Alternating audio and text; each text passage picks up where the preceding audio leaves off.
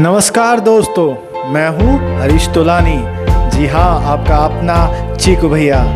इस बार आपके लिए लेकर आया हूँ भारत के उन रत्नों की कहानी जिन्होंने आधुनिक भारत की नींव रखी, पर उनको वो पहचान ना मिली जिसके वो सही मायने में हकदार थे। तो बिना टाइम वेस्ट किए शुरू करते हैं सफ़र with the gems of modern India.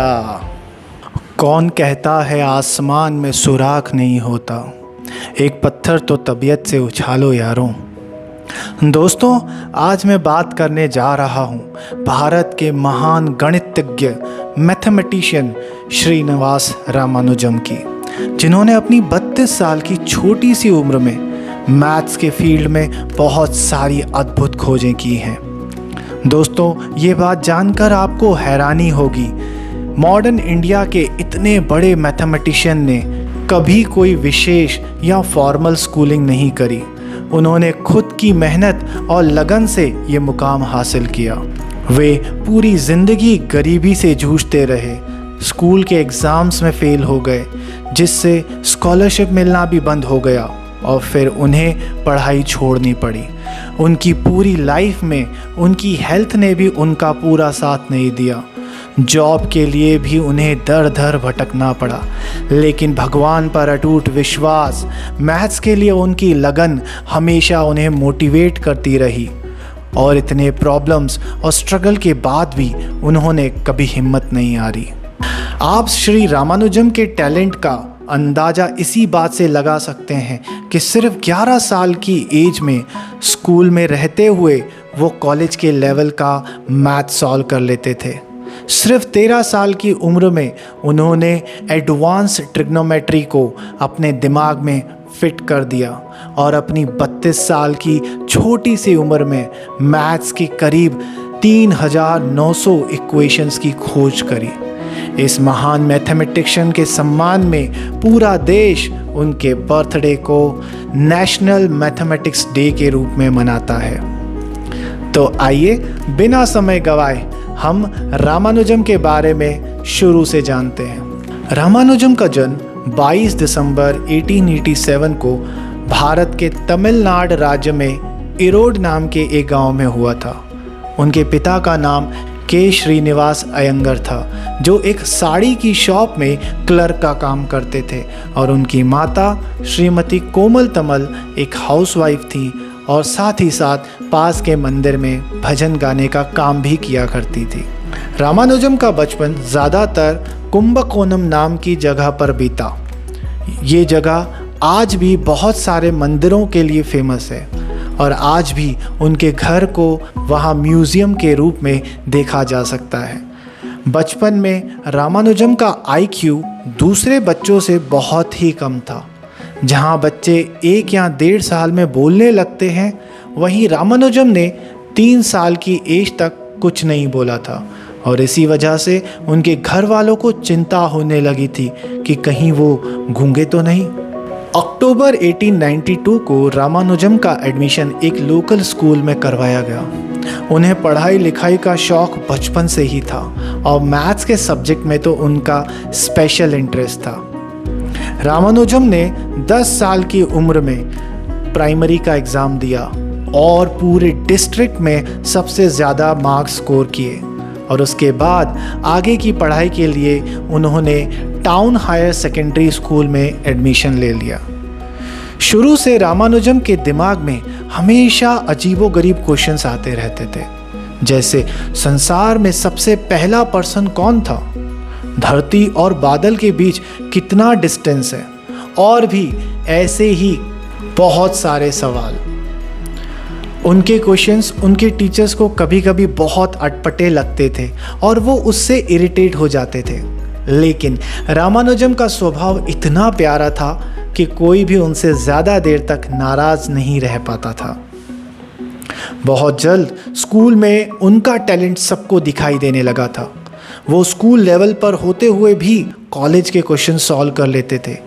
एक बार तो रामानुजम के स्कूल प्रिंसिपल ने ये भी कहा कि स्कूल में होने वाले एग्ज़ाम्स का लेवल रामानुजम के लिए लागू नहीं होता, क्योंकि वो चुटकी में ही क्वेश्चंस को सॉल्व कर देते थे। हाई स्कूल की परीक्षा में अच्छे नंबर लाने की वजह से रामानुजम को सुब्रमण्यम स्कॉलरशिप मिली, जिससे उनकी आगे की पढ़ाई आसान हो गई। लेकिन आगे चलकर उनके सामने एक बहुत बड़ी प्रॉब्लम आई। रामानुजम मैथ्स को इतना ज़्यादा समय देने लगे कि वो दूसरे सब्जेक्ट्स पर ध्यान नहीं देते। यहाँ तक कि वो दूसरे सब्जेक्ट्स के क्लासेस में भी मैथ्स के क्वेश्चन सॉल्व किया करते थे। और नतीजा ये हुआ कि 11th के एग्ज़ाम में वो मैथ्स को छोड़कर बाकी सभी सब्जेक्ट्स में फेल हो गए और इसी वजह से उनको स्कॉलरशिप मिलना भी बंद हो गई। एक तो घर की फाइनेंशियल कंडीशंस खराब और अब ऊपर से स्कॉलरशिप भी नहीं थी। रामानुजम के लिए एक बहुत कठिन समय था। उसके बाद घर की आर्थिक स्थिति को सुधारने के लिए मैथ्स की ट्यूशन देना शुरू कर दिया।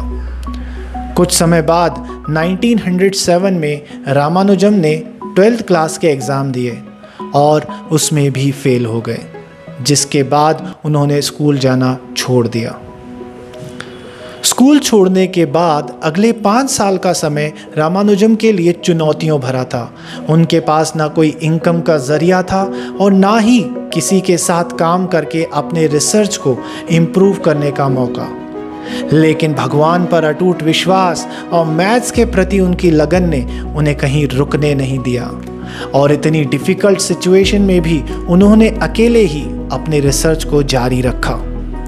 1908 में रामानुजम की माता पिता ने उनकी शादी जानकी नाम की एक लड़की से कर दी। शादी के बाद अब वे अकेले नहीं थे, उनकी पत्नी की रिस्पॉन्सिबिलिटी भी अब उनके ऊपर आ गई थी। इसलिए सब कुछ भूलकर मैथ्स की रिसर्च को कंटिन्यू रखना अब पॉसिबल नहीं लग रहा था। इसलिए वो जॉब की तलाश में मद्रास आ गए। लेकिन क्योंकि वो 12th पास भी नहीं थे, इसलिए इन्हें नौकरी भी नहीं मिल रही थी और इसी बीच उनकी तबीयत भी बहुत बिगड़ी रहने लगी। इसलिए उन्हें वापस घर लौट कर आना पड़ा। तबीयत ठीक होने के बाद रामानुजम वापस मद्रास आए और फिर से नौकरी की तलाश शुरू कर दी। किसी के कहने पर वे वहाँ के deputy collector Shri B Ramaswamy Iyer से मिले। अय्यर जी मैथ्स के बहुत बड़े स्कॉलर थे और आखिरकार उन्होंने रामानुजम के टैलेंट को पहचाना और वहाँ के डिस्ट्रिक्ट कलेक्टर से कहकर उन्हें 25 रुपये हर महीने की स्कॉलरशिप दिलवाई। इस स्कॉलरशिप की मदद से रामानुजम ने मद्रास में 1 साल रहते हुए अपना पहला रिसर्च पेपर पब्लिश किया, जिसका टाइटल था प्रॉपर्टीज़ ऑफ बर्नौली नंबर्स। अपना पहला रिसर्च पब्लिश करने के बाद उन्होंने मद्रास कोर्ट ट्रस्ट में नौकरी ज्वाइन कर ली और शायद अब लक साथ दे रहा था। इस नौकरी में काम का बर्डन बहुत ज़्यादा नहीं था, जिससे वो अपनी मैथ्स के रिसर्च के लिए भी टाइम निकाल पा रहे थे। रामानुजम रात को जग जग कर मैथ्स के नए नए फॉर्मूले लिखा करते थे और फिर थोड़ी देर आराम करने के बाद ऑफिस निकल जाया करते थे। अब रामानुजम का रिसर्च एक ऐसे लेवल पर आ गया था कि बिना किसी दूसरे मैथ्स स्कॉलर की हेल्प के काम को आगे नहीं बढ़ाया जा सकता था। इसी समय रामानुजम ने अपनी थ्योरी के कुछ फॉर्मूलाज को एक प्रोफेसर को दिखाया और उनसे हेल्प मांगी, तो उनका ध्यान लंदन के प्रोफेसर हार्डी की तरफ गया। प्रोफेसर हार्डी उस समय के ग्रेट मैथमेटिशियंस में से एक थे और किस्मत से वो रामानुजम के साथ काम करने के लिए तैयार भी हो गए और फिर रामानुजम की फाइनेंशियल हेल्प करते हुए उन्हें इंग्लैंड बुला लिया। रामानुजम और प्रोफेसर हार्डी की दोस्ती दोनों के लिए ही बहुत फ़ायदेमंद साबित हुई और उन्होंने मिलकर बहुत सारी डिस्कवरीज की। इसी बीच रामानुजम की एक विशेष खोज की वजह से कैम्ब्रिज यूनिवर्सिटी ने उन्हें BA की उपाधि दी और इसके बाद रामानुजम को मैथ्स रॉयल सोसाइटी का फेलो मेंबर बना दिया गया। ऐसे समय में जब हमारा भारत गुलामी में जी रहा था, तब एक श्वेत पर्सन, ब्राउन पर्सन को रॉयल सोसाइटी की मेंबरशिप मिलना एक बहुत बड़ा अचीवमेंट था और गर्व की बात थी। कुछ समय के बाद इंग्लैंड में भी रामानुजम की हेल्थ बहुत ख़राब हो गई और जांच करने के बाद डॉक्टर्स ने बताया कि उन्हें टीबी हो गया है। उस समय टीबी की बीमारी की कोई दवा नहीं होती थी।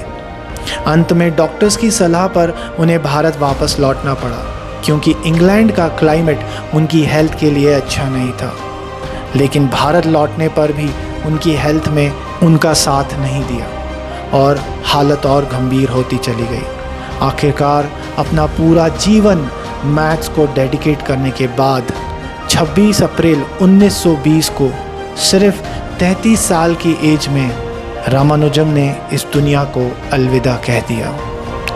दोस्तों, एक बात जान लीजिए, जीवन लंबा हो या छोटा हो, अगर आपको अपने आप पर विश्वास है, अपने काम के प्रति लगन है, तो सफलता ज़रूर मिलेगी। एक चीज़ ज़रूर याद रखिएगा कि मुश्किलों से भाग जाना आसान होता है। हर पहलू ज़िंदगी का इम्तिहान होता है।